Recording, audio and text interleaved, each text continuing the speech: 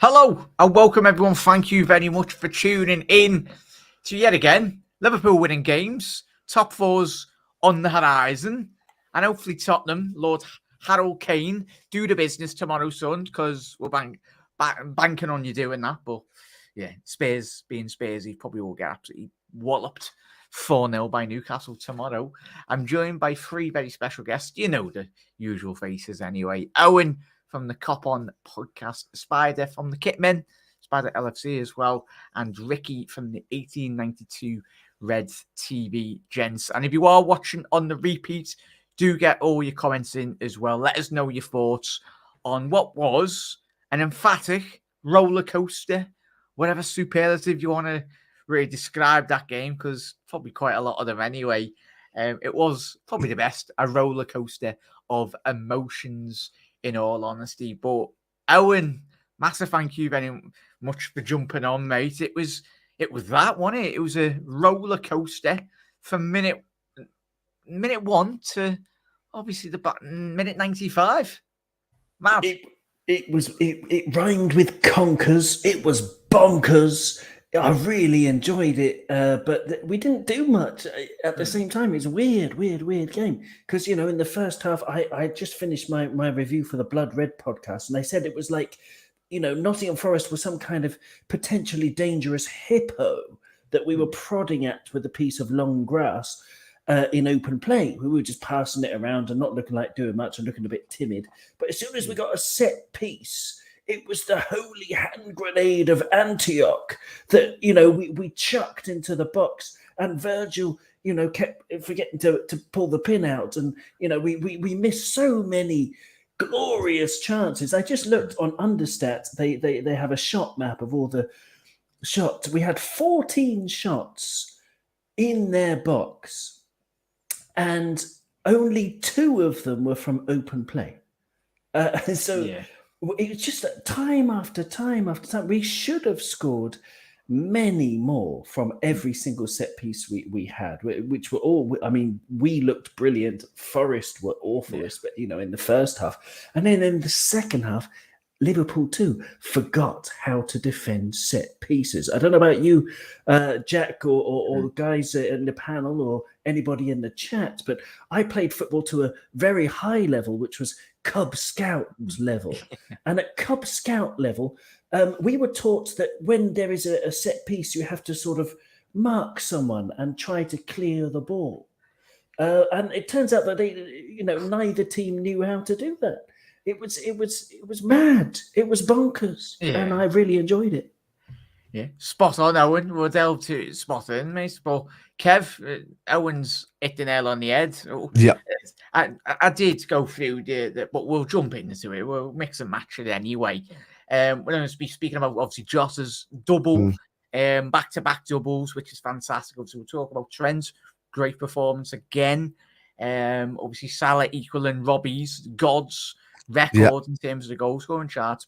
Well, Kev, we'll go straight, not to pick out the negatives really, but it could have got quite messy, as Owen's alluded to. Liverpool's basic fundamentals of really understanding how to deal with a throw in. It was shades, as we spoke about before we come on air. It was Stoke-esque. It's madness how you've got a potential Ballon d'Or, the Ballon d'Or world's best centre half getting absolutely done by a throw-in, but hence his football, that's the beauty and the negatives really of football anyway, mate. But we need to be sorting that out. So now, and we need to nip that in the bud, in all honesty, and really get back to the basic fundamentals of defending. Yeah, look, I think Fabinho was taking up his natural position in some of these throw-ins, especially not the ones that even went long in. They were disastrous because they had tall guys in the box and they were trying to nick a header where they could, and the lads weren't man marking, they were zonal marking. That's a problem in long throw-ins. You're playing against, it's pretty much Sunday league football in that regards. It's a deadly weapon, but if you know how to use it against big teams, it could probably hurt them because they don't defend. They don't do training to defend against these kind of throw-ins. As a top level team in the Premier League, they don't expect it. I mean, we've only seen teams do it like Stoke in the last number of years. Swansea did a little bit of it. Even the Ev. Even the Ev, So we don't. we haven't seen that for a while. But what I did notice is that even though Trent was on his side and Fabinho was tucked in, they're lacking a small bit where Jones would normally cover that position just left of Virgil. But Virgil was kind of left on his own when it was bypassed and coming in. So yeah, for me it was poor. We didn't have too much to do, but I think when we did do it, we needed to wake up a small bit more and step in a bit fast. I think Virgil needed to be strong on the lads that were in front of him. But Trent mainly was coming back and doing a lot of covering for the guys over there because Ibu is the worst. Yeah, Trent was spot on. We'll go straight with Trent, mate. Like, he's getting used to a position first and foremost, as we know. But I think the more obviously the game against Leeds was superlative. Really, the statistics in that game for Trent alone speak for themselves. And as you said there, mate, his recoveries today were absolutely exceptional. It was all about the timing, first and foremost, for me with Trent, mate. Everything that he done today, maybe one or two mistakes, but that Liverpool backline was all over the place. Yeah, there's a couple of points.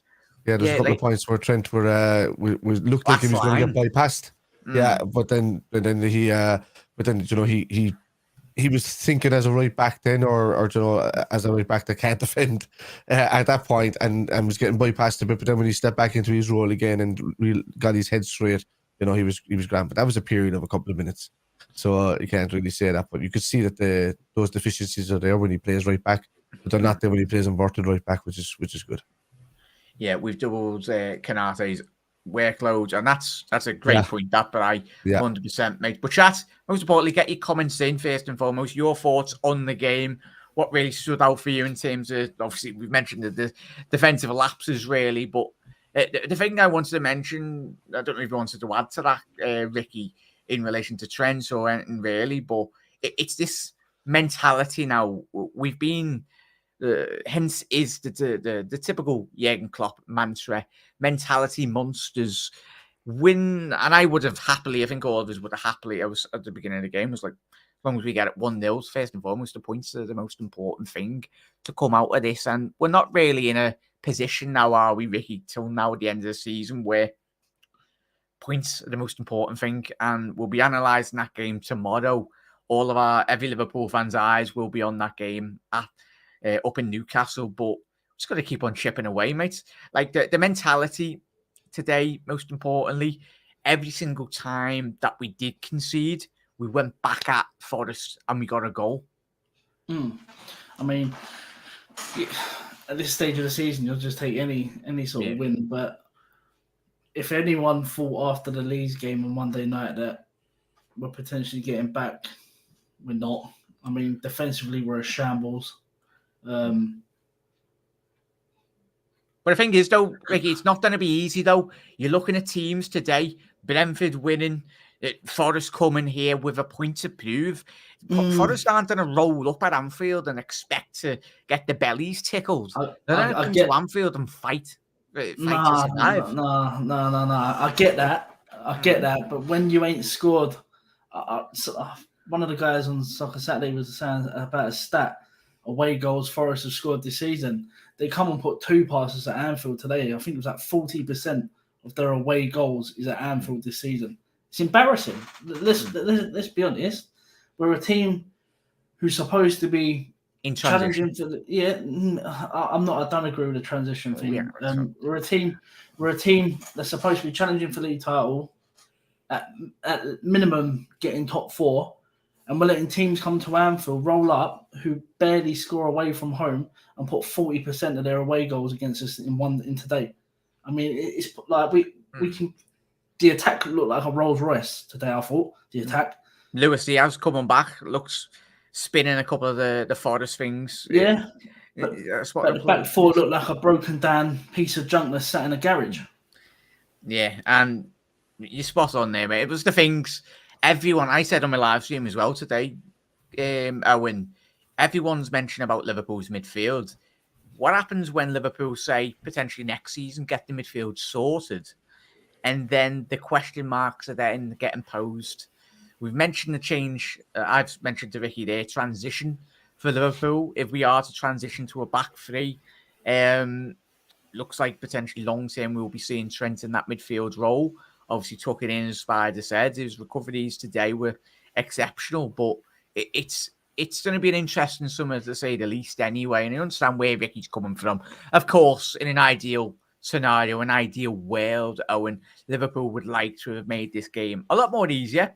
But we've all watched plenty of football games. Sometimes when you come to games, and as I mentioned, Forest, they tried the best. You had obviously them at the back at last 15 minutes. You were throwing on 3 strikers. You were going for it. Of course, they're going to be, for me, that's the way I look at it, Forest. They didn't come in, as I said before, didn't come and expect their bellies to be tickled. Well, I mean, the thing with the defending, I mean, it was so schoolboy today, wasn't it? But with Trent moving inside, this is why I think, with Konate there, I thought he had a really interesting game, because he really enjoyed his battle, but he was in a battle. This was Battlestar Galactica back there, and with Taiwo Awani, and it was brilliant to watch. To be honest, they were both, and fair play to the referees. Not often that we get to say that, but fair play to the referee for letting tried the that best battle Owen happen. today, didn't he? Like, Pardon? tried the best to disallow a couple of our goals today, didn't he? Well, yeah, no, yeah. I mean, the ref was awful in lots of ways, but in letting Konate and Awani have their scrap, that was a good bit of refereeing, I thought. Yeah. But in terms of defending, so when Trent goes inside, Konate is there. We saw it in the last 2 matches, really, covering, sweeping everything up, which leaves loads of gaps that Virgil has to then try and cover in the centre of defence, and Robertson. So we are liable to midfield runners attacking us that way. So what I can't wait for is for us to buy some midfielders who can also track back. But this is why I would move Trent properly to midfield and also buy a right back, so that Konate doesn't have to do everything. Like time and time again in the second half. In the first half, Forest had 1 shot. They were nowhere. They were camped out. They were trying to... And that come from a Virgil van Dijk error, wasn't it? In and around the penalty area, like Van Dijk lapse of concentration. Exactly. Which is unlike him, and maybe he should have scored. He should have scored about 5 goals. Could have had an hat-trick. Forest. Not just today, but in the first game that we lost as well. But anyway, about Trent moving into midfield and about the defensive. I can't wait until we sign some midfielders who can run back and close the spaces. That's obviously something we've been missing. We've been talking about all season. But Henderson, bless him, he's not very good at tackling. He's never been good at tackling. He's moved up from being in the 5th percentile in Europe for tackling, so 95% of midfielders being better than him a couple of years ago, to now being in the 17th percentile, so 83% of midfielders across Europe are better at tackling than Jordan Henderson. But today, I noticed 2 tackles, which were really, it's much more than he normally does. So well done to him.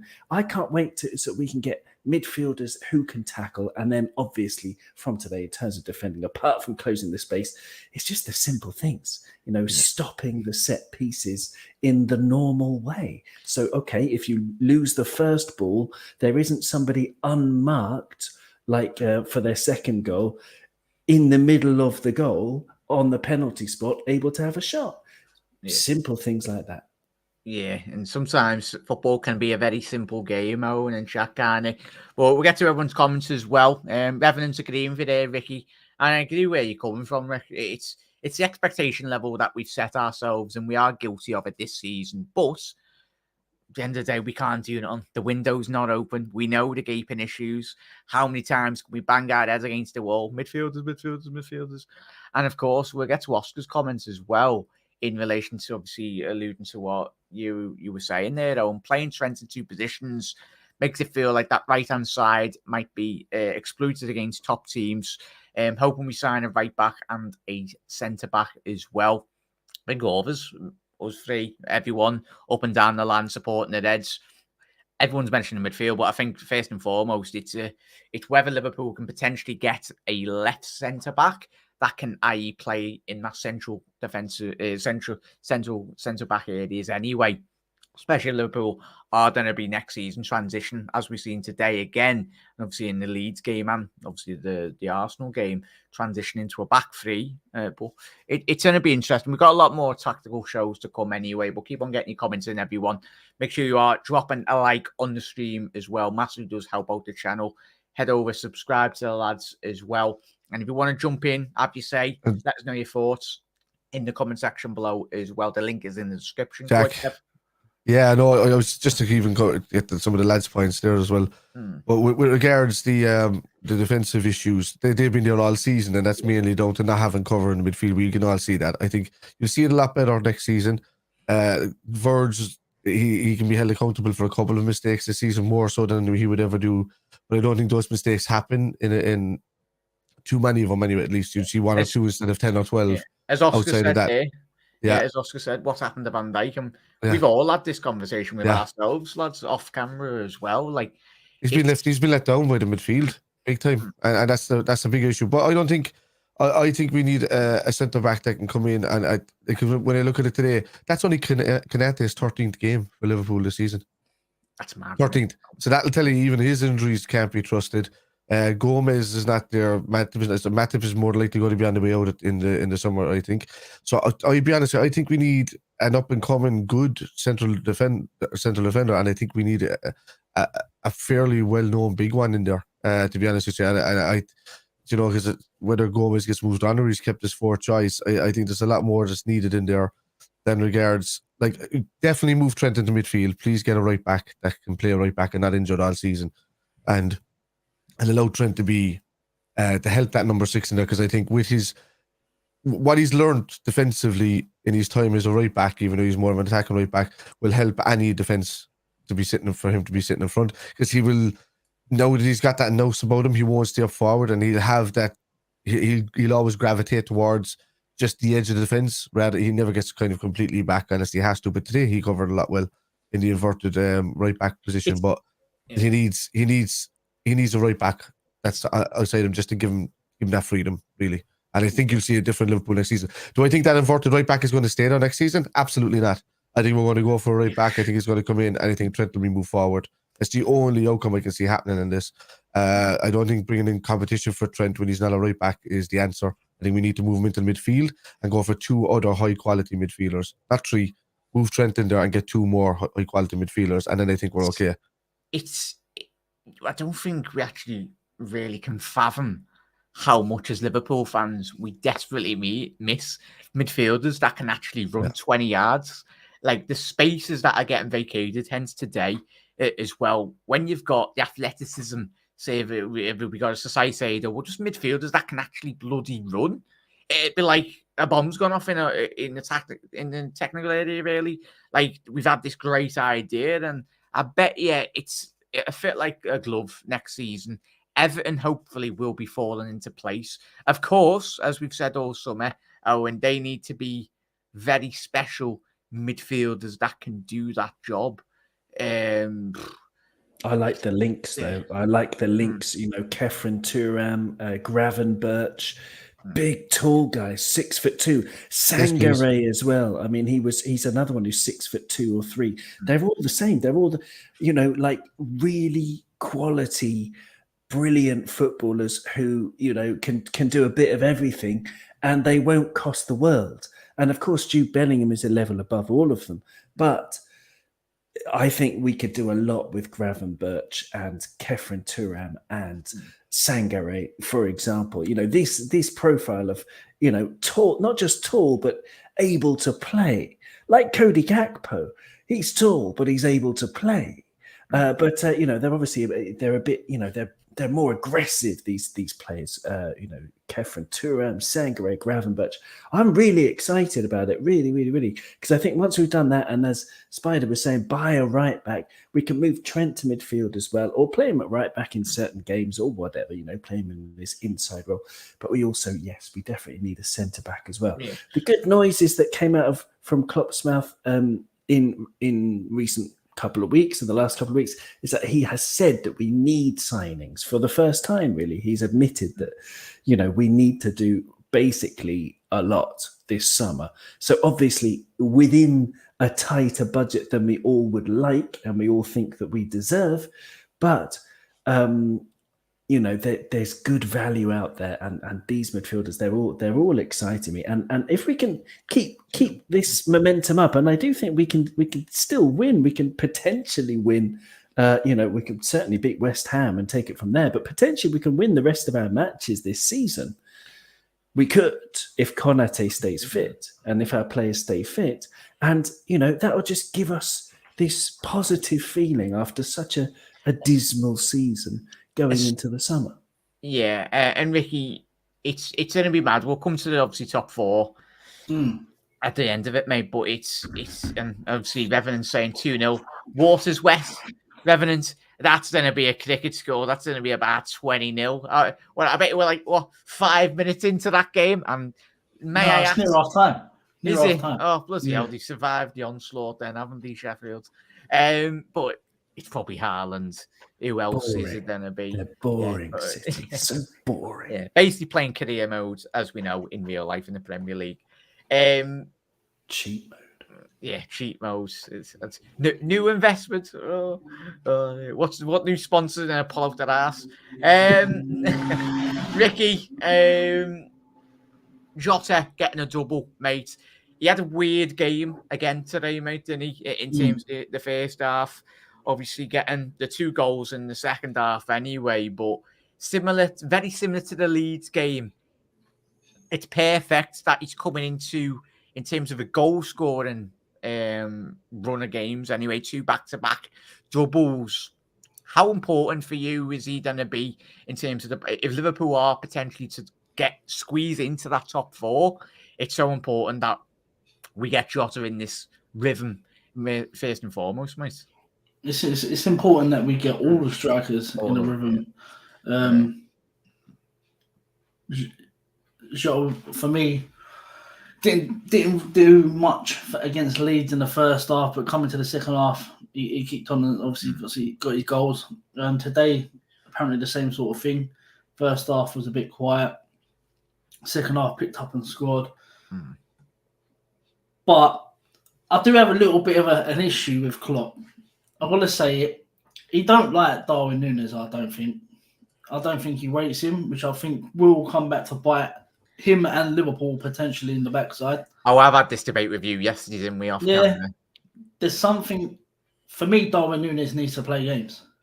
Because I've seen people on social media criticise Darwin Núñez. He's not good enough. That's because he plays once every 4 or 5 games. Comes off the bench, scored against Leeds on Monday night. I'm off the bench again today. But he needs rhythm. Like we know how good Jota can be. We know how good Gakpo is at the minute. We know how good Mo Salah is at the minute. Darwin Núñez needs minutes. If I'm Darwin Núñez and I'm looking at it from a perspective where I keep coming off the bench, I'm hearing Klopp's comments in the build-up to this game, I'm having a word in my agent's ear. If things don't change, if things don't change next season, where in terms he's getting more minutes than what he's getting at the minute, he's getting more respected from someone who Jurgen Klopp. I thought his comments in the press conference were disgusting. So if I'm Núñez, I'm having a little think to myself. We'll see where we're at Christmas next year. And I might ask a question to my agent to go put the spoilers out. At the end of the day, Ricky, are you supporting Darwin Núñez over Liverpool football? I support Liverpool football. Yeah, it doesn't matter if he kicks up a fuss. If he does, which I don't think he will. That's fine. But then I don't agree with the manager making comments the way he did in front of everyone. That needs to be behind closed doors, not in front of the world. Because listen, he said he just needs to learn English lessons. Yeah, it's the way he said it. Jurgen Klopp does not criticise FSG one little bit. Now, where we go. I know you don't mention that. No, it's always FSG though. He don't criticise FSG in the slice. And I see a comment now. I'm far from a Klopp hat merchant. I've been banging on all season that Klopp will beat Klopp. We've been here though, Vicky. We've been here though. You know, Klopp said it last week. We all see that interview. He's an employee of the football club. Like, That's he can't fine. keep on bashing the owners. If he did, he'd be getting Only sacked. But then you need to stop digging certain players out when other players are playing worse than what they're playing. But he's an experienced football manager. He does that for the response, first and foremost. He knows that the type of... He done that with Gino Wijnaldum in the Champions League, pre-Barcelona semi-final. He basically He left him on the bench, and he got the response he did. He basically said Nunes is not playing because he can't speak English. That's what he basically said. Well, due to his tactical understanding of the game. He said he's still adapting. His English is still great, if not existing at all. We are working on that massively. That's what he said. I don't think that's calling him out. Sorry, Ricky. I think that's just normal. A normal talk. Bobby Firmino had a similar problem when he started at Liverpool. It's just he has to teach him tactical awareness, I think, because he's right. He is stuck to that. I get that. But when another striker in your team hasn't scored in 30 games, and you don't say one comment about him in any press conference before a game, but Darwin Nunes' name comes up all the time. It's because he gets asked about it. He gets £80 million. They constantly go on about Nunes. Them bloody the channels. Yeah, the media and the fans. By the way, I'm far from a Klopp out. Yeah. I'm far from that. No, he's not. He's not. Let's wrap through all these comments as well. We'll speak about obviously top four. We've got to mention Salah, of course. Math Kevabar, Mo, the Magic Mo. It's mad that how good he is, Mo. He's going to obliterate probably a couple of more of those players above him anyway. He's in a illustrious. I tell you what, just a quick one. He's not going to beat Rushy's record, is he? No. He's got a few. He's got a couple of hundred more to go there.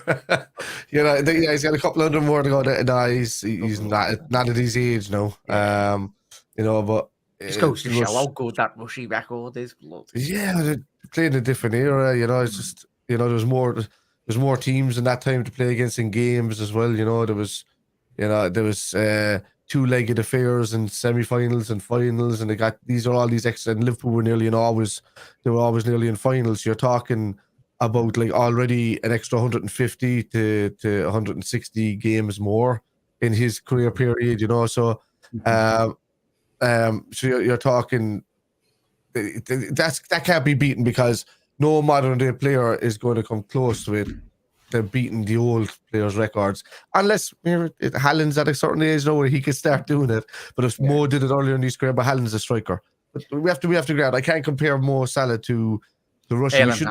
We shouldn't even be comparing him to should be comparing to Stevie Highway and John Barnes, because he's Robbie Fowler. Exactly. Yeah. We shouldn't be comparing him to even Robbie Fowler, but he's just about to beat his record. Which is, so that's just crazy. Mad. So Mo Salah he's the greatest winger that's ever been in the Premier League. That's the only way we can say it.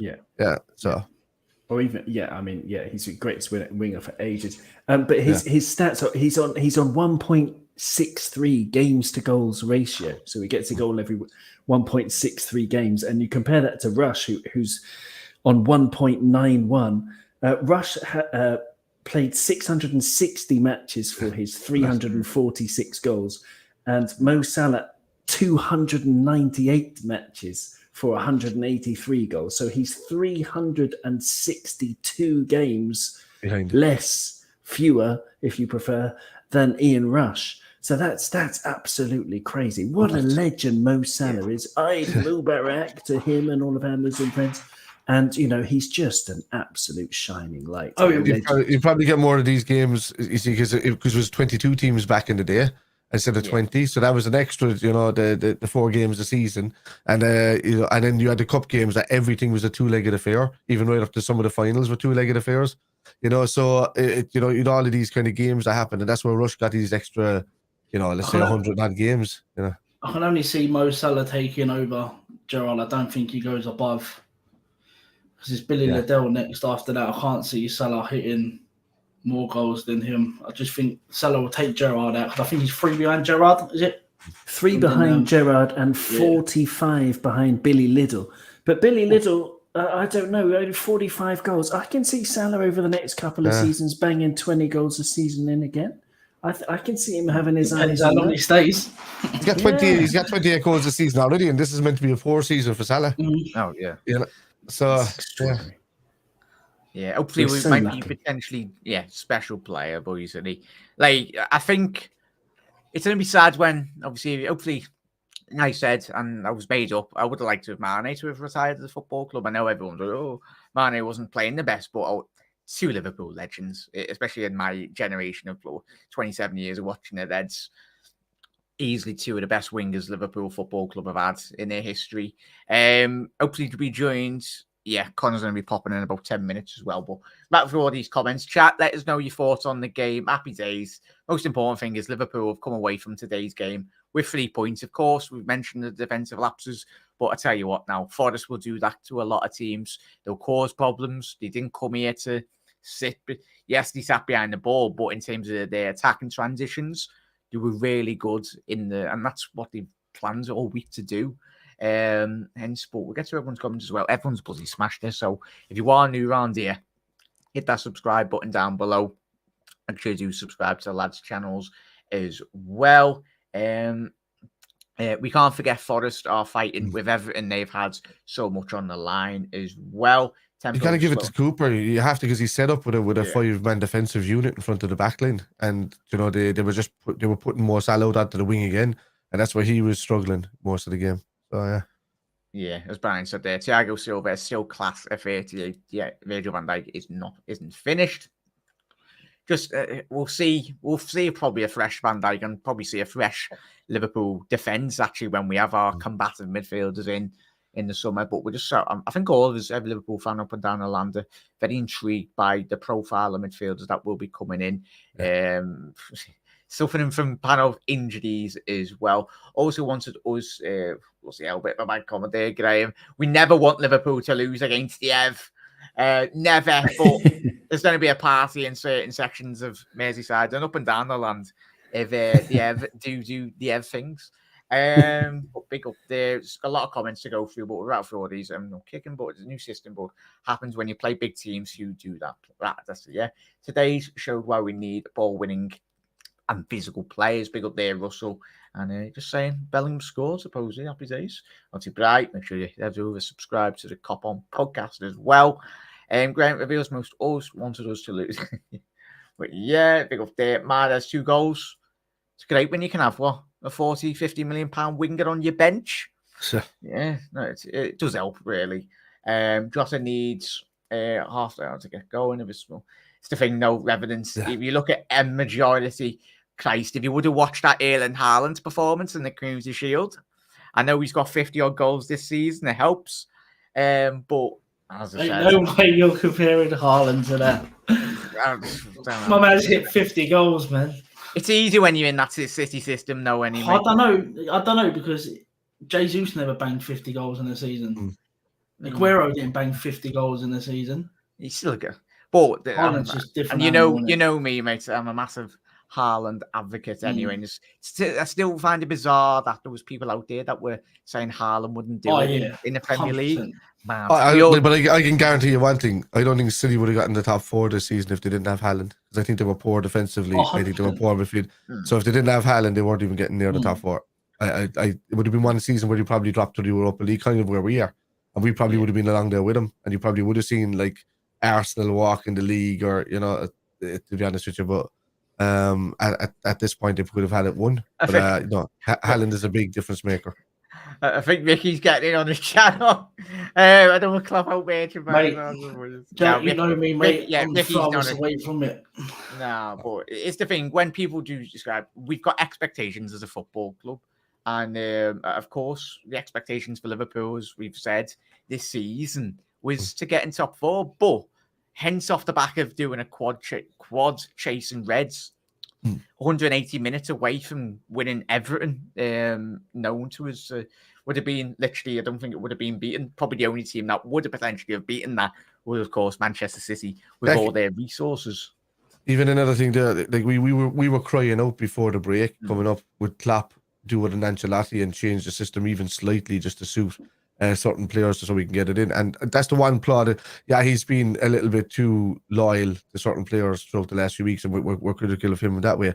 But I have to give him plaudits for changing the way and teaching Trent throughout that period. Like Trent came in for extra training, and I'm thinking that's the extra training that he came in for, to play as an inverted fullback, because like he's not designed to play that. He can play midfield away, but the fact that he came in for those instead of taking a holiday like the rest of the lads and trained along with the tacticians crowd. That's why we're seeing the difference in Trent now. It didn't kick in until after the City game, really, for me. And that's the only plaudits that I will give the fact of that. And maybe that's down to Trent's nose as well. So you can't give it all to Klopp, but we have to give it to the lads behind the scenes that actually did do this for Trent. He's been great, like, in the last few games. Yeah, definitely. Really like that. Love you enough, so lads. He's on the wide. Klopp wants to win the Europa League after the trophy eluded him. Then he'll have everything. If we miss top 4, would you want Europa League? I take it. It's in Dublin, Nick. Imagine if I the get base that. lost to Dublin. Yeah, I get that. But if we miss top 4, obviously the money to spend won't be there. Can you imagine playing Thursday nights and Sundays? I'd rather miss Europe altogether. Go for the Premier League next season, 1 game a week. Like, we don't need to be travelling across city parts of Europe. Unless we win it. I feel the same way about the UEFA Cup as I do about the League Cup. I mean, it's really cool if you win it, but if you don't, it's a waste of time. I feel that exactly. Can you imagine getting all the way to like the semi-final? Yeah, then it's a waste of time. I totally agree. Yeah, your players will be killed. The only reason I'd say, boys, yes, is rhythm. Liverpool have lacked so much rhythm this season. And if you're just playing, well, obviously it'd be good. But if you're playing 1 game a week for 6-8 months, obviously when you got the League Cup and the FA Cup coming a lot more earlier than that. And especially if we're expected to play the kids next season, which I'm hoping we do in the League Cup and the FA Cup, just due to the fact that we should be prioritising the league. And ideally for all of us, hopefully we're at the top of the league. But rhythm, if we are, and I tell you what, there'd be a 3-4 week public holiday in Ireland, Kev, if Liverpool won a European Cup in Dublin. The celebrations wouldn't go just on for 24 hours. They'd go for 3 months. You wouldn't be left fly home. That's just the way it is over here. You know what I mean? They said, come in here. No, we're going to. You're finished in Dublin, right? Here, come on here to Cork. No, like when we go over here to Galway, we'll have a crack over here. So it's just one stop. Like, that's just the way it is, And but like the UEFA Cup, there's 2 points to look at this. These boys need a rest, and do I think that the 1 game a week might suit them better next season to give them that kind of like breathing space? Yeah, for about 2 months, but then we've got nothing else to play for except for the local cups or the domestic cups after that. Then it'll be kind of like, oh man, it's not good seeing people in European football. So I would like to see us get into that and treat it like the League Cup. Just play the fringe players in the UEFA games and then play the lads that need the most rest on the weekends in the Premier League, because they're going to need to be fresh for that. And then see how the season goes on again. But at this stage, I'm hoping that we have a few players in that can do that. I think the UEFA Cup is also a good bonding experience for the lads that are going to be coming in, because it's going to be a drastic change, I think. And I think it's going to be a developmental stage for the lads if we don't get top 4. And it's a good way to kind of mold them into European football and to kind of give that nose the same way that we did when, we were transitioning from Sacco and all of these guys, over onto Van Dijk's and stuff. We lost out in the UEFA Cup then. But yeah, I'm right though. If we're in it, we should be going to win it. It's that simple. Otherwise, it will feel like a waste. But yeah, it's still, for me, it's a good gelling period for the new players, get some European experience. But the lads that we should be bringing in the first place should already have European experience, is what you have to look at. Yeah. So I don't think he's spot on there. I don't think it would impact because any elite level player looks at Liverpool, looks at Jurgen Klopp and goes, bloody hell, they've done well over the last 5 years. We've been in 3 Champions Leagues. If you're not going to Real Madrid and you were looking around Europe to potentially win in the Champions League as a player, you're going to be either going potentially to City, given the quality, but if City's not coming in for you, then your next destination is, of course, Liverpool or Real Madrid. If you're wanting to win the Champions League, especially if you can't get Real Madrid, then you're going to Liverpool. If that's your aspirations as a player, is to win the European Cup. But looking at this table, lads, you know me, I've been quite deluded, as always, in terms of top 4. I've always said we've always got that opportunity. If Owen, Tottenham can do not Tottenham things tomorrow, they take 3 points off Newcastle, and I done a bloody, Mickey knows me, I done a TikTok or a short this last couple of weeks, bigging up Newcastle, and I said, there's no way Newcastle bottle this, but if Newcastle do, we need to be there, Owen. We need to capitalise on every opportunity. I'm not thinking about it. I gave up on top four months and months ago, because we were just playing like turd. And today, like, it was a lucky win in some respects. In other ways, we fully deserved it. But, you know, you think about the overhead kick that just went over. You think about Brennan Johnson hitting the bar and also slicing another chance. All of the chances we gave up 7 shots in our box today. All of them were like, you know, a better team would have possibly scored all of them. And I don't know. I'm not thinking about top 4, but I am encouraged now that everyone's back fit. You know, the past couple of games, the fact that we did manage to cling on for the victory and to grind a victory out today, great sign. It's really good. I'm very enthusiastic. And I think if we do win the remaining matches, Spurs will be Spurs, and Newcastle might, you know, because they're in uncharted territory as well. They could easily bottle it, you know, but we can't. Like, there's no point thinking about where we'll end up if this happens. One game and if that happens. Well, no, it's just if we win our last matches, or if we draw maybe 2 and win 5 of the last 7, or however many are left. There are 7 left, yes. Then if we win at least 5 of them and maybe draw 2, then we're going into next season bouncing.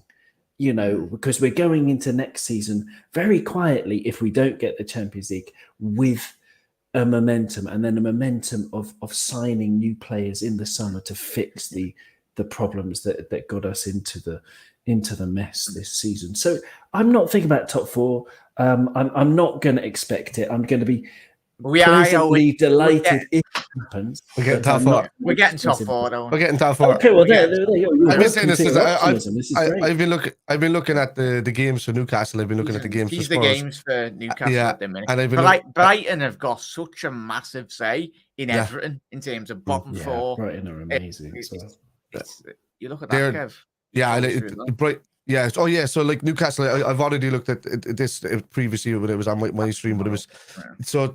If Spurs beat Newcastle, right, and they've got United and us next, then after that, so they could lose those 2 in a row, and all of a sudden, even though we've allowed them to get the 56 points, the same as Newcastle, we've also caught up on the next 2 games of them, and then it's coming into the period where Spurs will do Spursy things, and I think that's my dog, and that FSG's dog. Oh, we're spending money. But it's the But actually, you deal with them there. I'm just going to boot the dog out the door. You said Spurs. It's the magic word. Yeah, chat. You know, I'm very deluded, as you know. Ricky, you on my deluded hype train of Liverpool getting top 4? No. I can't wait when we get top 4. Ricky, I'm coming. You're getting top 4. You're getting top 4. So our I see it is, even if Newcastle drop points tomorrow to Spurs, whether that be a draw or a loss, we've got West Ham away on Wednesday. Yeah. I don't see us beating West Ham away. They've been abysmal. They've been terrible at home. They've been abysmal, but so is our back 4. I mean... I only say that the back 4 was there today because I don't think Curtis Jones did enough in the midfield for me. He did it the last 2 occasions and he was getting into positions intercepting, but lads were left wide open today. Verge was left wide open today. Fabinho wasn't tackling because he's worried about the yellow card, so he wasn't throwing in any tackles today. So they didn't get any help. So I'm thinking that if we can get through West Ham on Wednesday, I mightn't even play Fabinho Wednesday.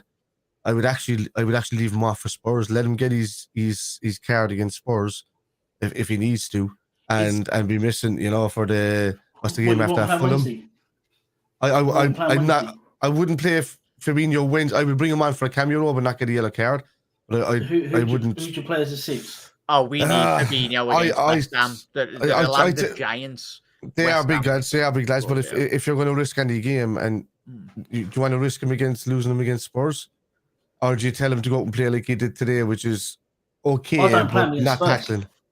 You don't play him against Spurs. I won't play him against Spurs. At home against Okay. Spurs, I'd like an athletic 3 in midfield because I don't think Spurs offer enough in Park the bus, midfield. innit? Really poor. Yeah, so I think you could go with 3 agile, athletic midfielders against Spurs without Fabinho. I wish would Klopp do that though.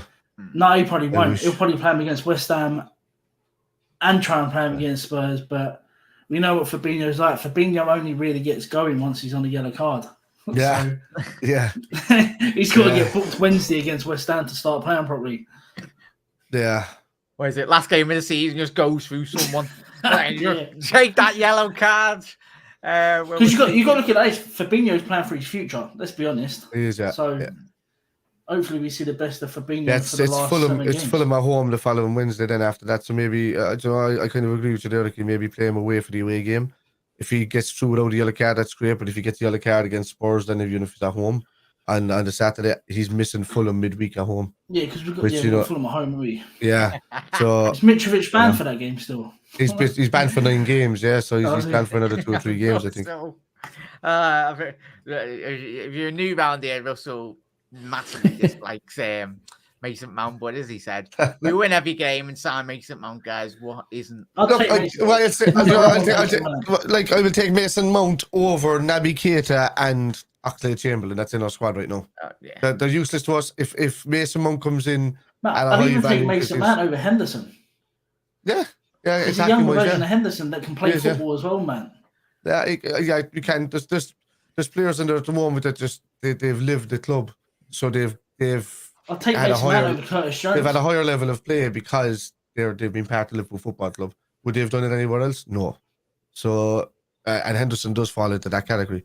So for me, I would take Mason Mount over any of these. I would take Mason Mount over Curtis Jones. I would take Mason Mount over Oxlade-Chamberlain. I would take him over Naby Keita.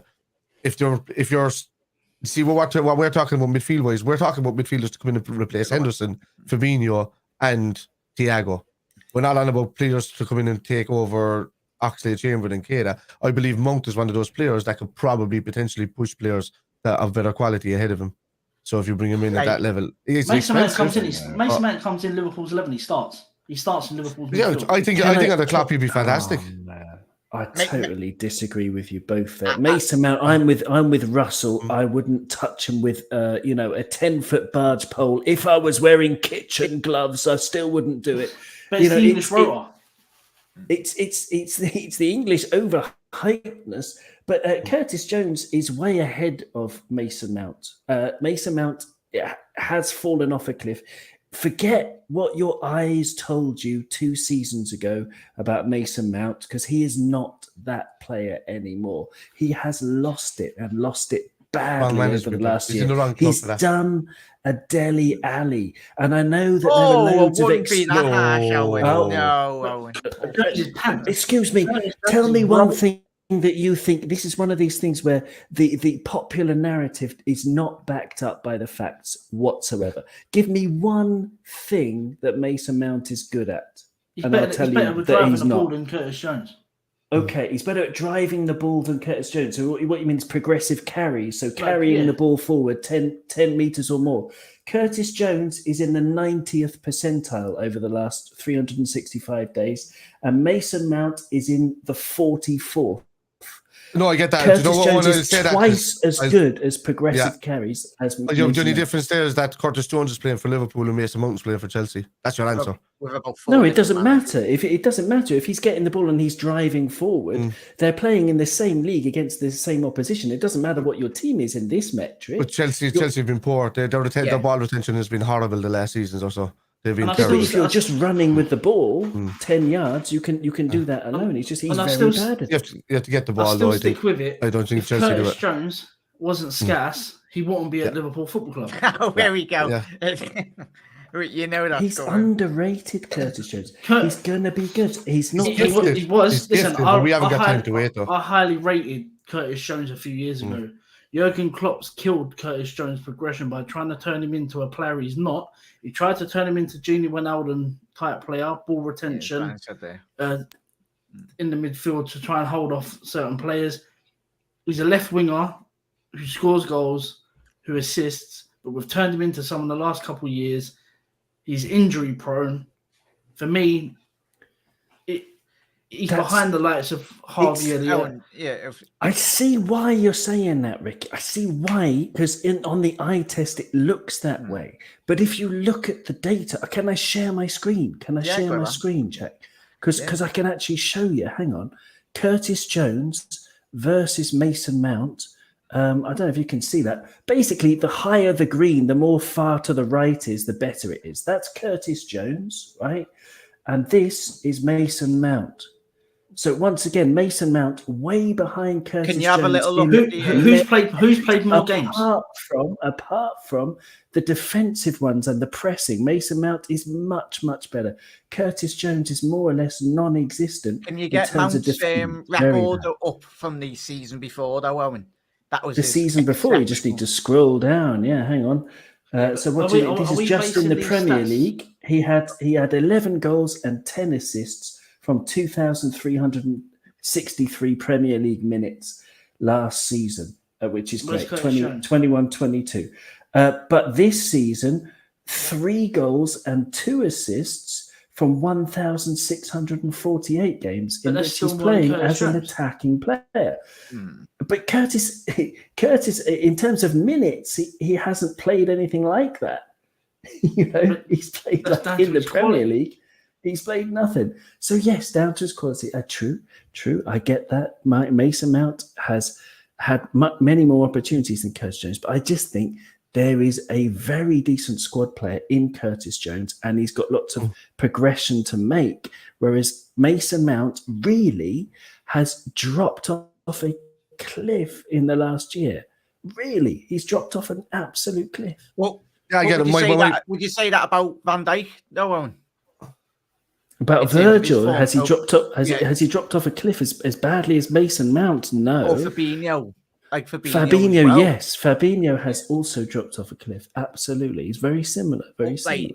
I do understand where you're both coming from anyway, but I think at the end of the day, for me, when I analyse Mason Mount, if Jurgen Klopp, he's the best in terms of systematically, really. I mean, there's one player to unlock Mason Mount again. And when you look at the statistics from the season before, I think you just look those statistics when you're looking at in terms of Mason Mount, it's only Premier League based. You look at Mount that season where they had a tremendous season. I think he got 14, 15 goals, 16 assists in all competitions. And when you compare that to the age bracket in around Europe as well, he's one of the best. And of course, as we've alluded to, I get where you and Ricky are coming from, but you look at the amount of managers, the majority of all those Chelsea players, the majority, everyone jokes about Mudryk. He's a very talented player, but systematically Mount's Havertz is getting completely disused in a Chelsea system that has had 4 managers. Look at it as Bayer Leverkusen. He's one of the best talents in European football at his age. Yes, everyone might go, Bundesliga, it's easy. But if you put Kai Havertz in this Bayer Leverkusen system under Xabi Alonso, you'd literally get one of the best attacking midfielders, false nines in world football at the minute.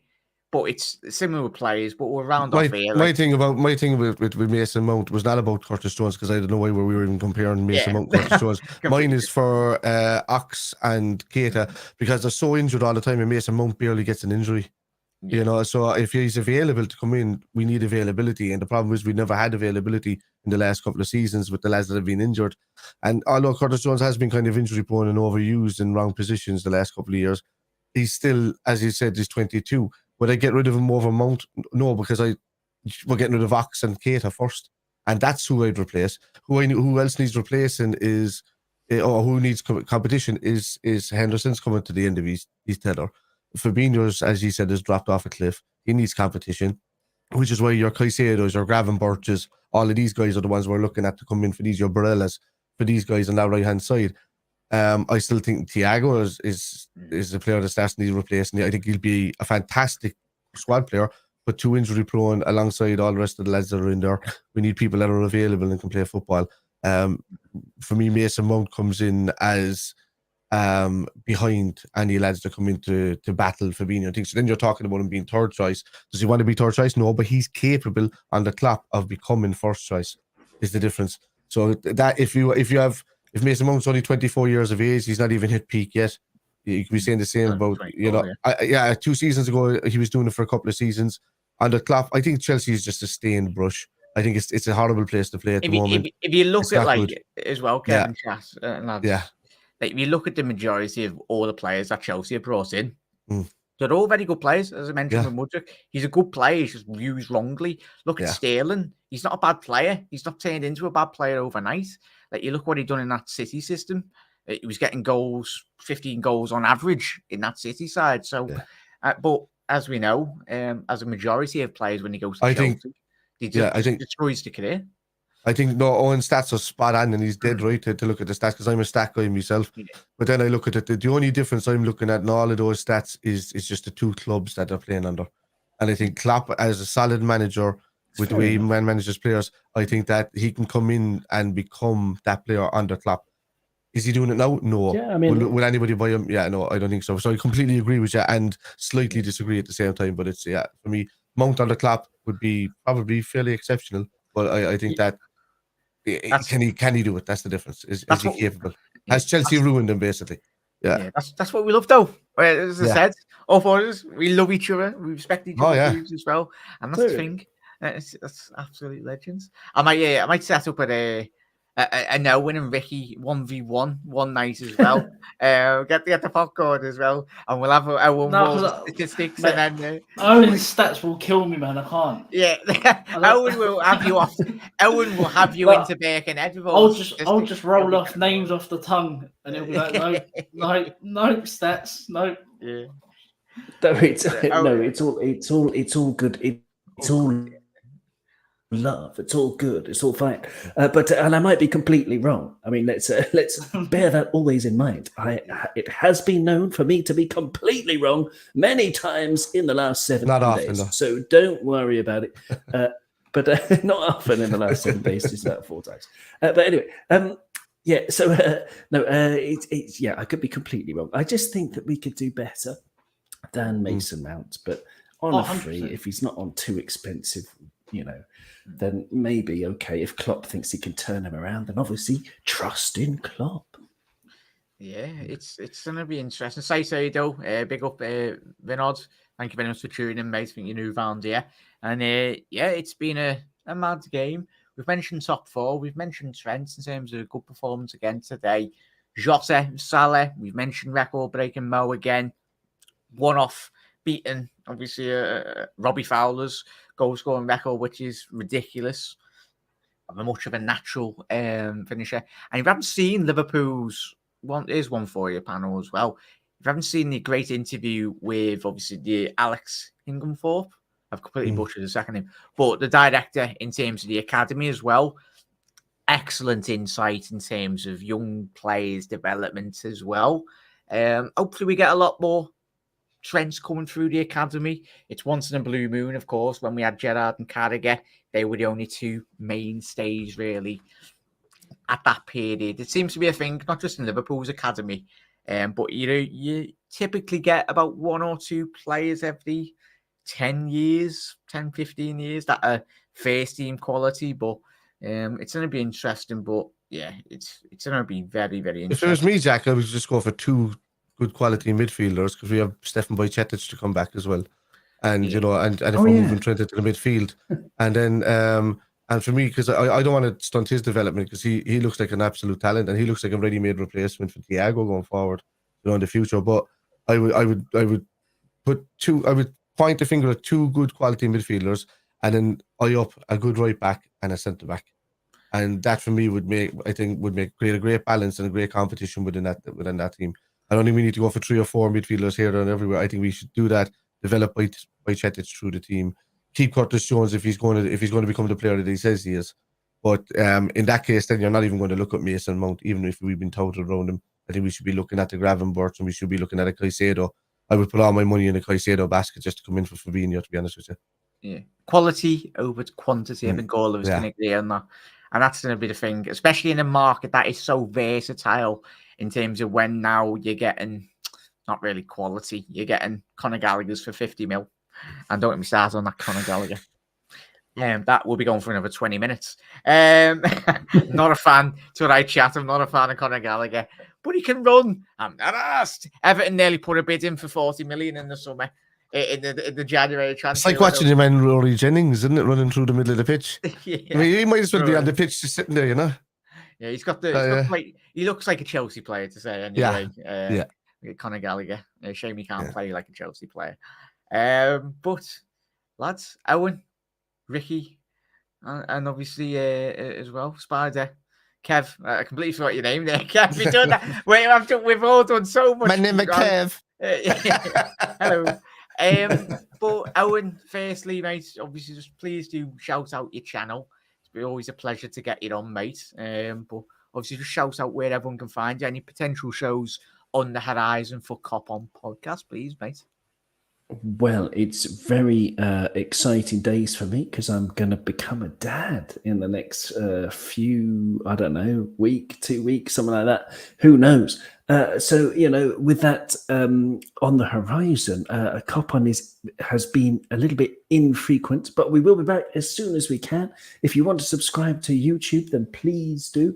And if you want to get the audio features where most of our stuff gets edited and put on, then just Google it. Cop On Podcast.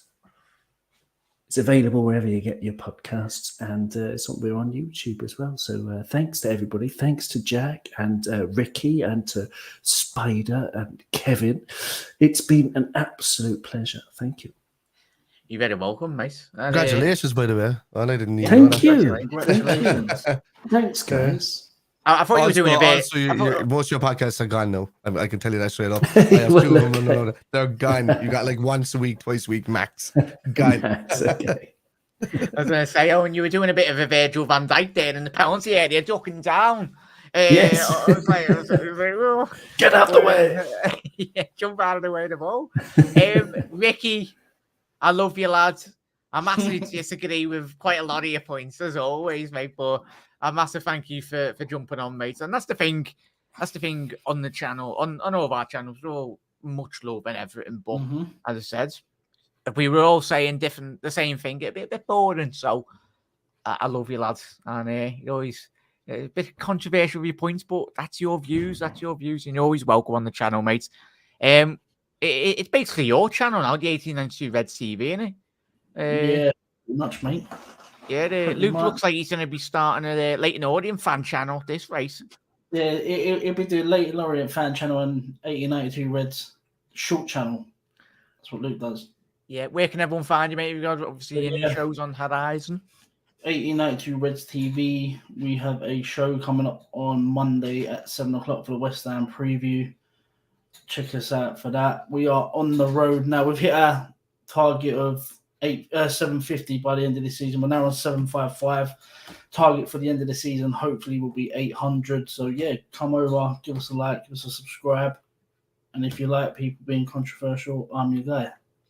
The thing is, though, lads, I love you, but you say it as it is. Yeah, you say it as it is, and probably you've just got a more blunter way of putting things across, much more than me, but. Yeah, absolute legend, mate. And make sure you do head over, lads and ladies, as well. Please do drop over to obviously Owen's social links. As always, everything's in the description. And Kev. Yeah. How are we, lads? Massive thank you for jumping on. No problem. And obviously, please do shout out. And of course, Connor is live in the next, 10 minutes. So, 11 minutes. Yeah, 11 minutes. Sorry, time management is not my best key, as you know. But Kev, where can everyone find you? What you've got coming up this week? Obviously on the Kit Men as well. Shout that out. Right. This is where you find me. Oh, he's gonna run it. Gone, because I'm on a beach for the next 2 weeks. Oh, yeah. Yeah. I'm gone away.